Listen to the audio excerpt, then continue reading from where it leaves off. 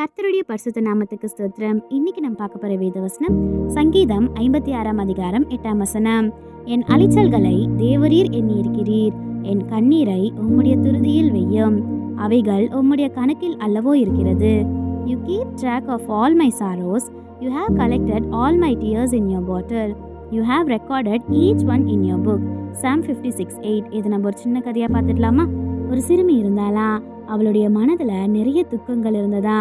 பகல்ல அனைவரோட சிரித்தாலும் இரவுல தனியா இருக்கும்போது அவளுடைய கண்கள்ல இருந்து கண்ணீர் சிந்தியதா. யாருக்கும் அவளுடைய வலி தெரியாதுன்னு சொல்லிட்டு அவ எண்ணினாளா.